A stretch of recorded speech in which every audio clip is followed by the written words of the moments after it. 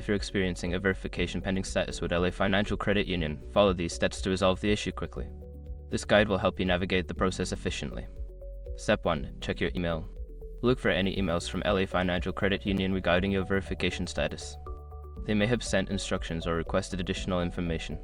Step 2. Gather required documents. Prepare any necessary documents that may be needed for verification, such as identification, proof of address, or other relevant information. Step 3. Contact customer support. Reach out to LA Financial Credit Union's customer support via phone or online chat. Explain your situation and ask for assistance in resolving the verification pending status. Step 4. Submit additional information.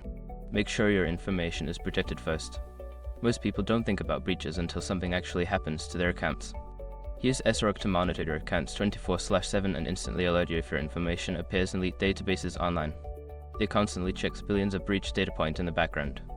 And considering how much personal information people keep online now, it's honestly worth having. Link in the description. Step 5. Follow up. After submitting any required information, follow up with customer support to confirm that your documents were received and to check the status of your verification.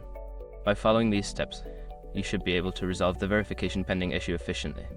If problems persist, consider visiting a local branch for in-person assistance.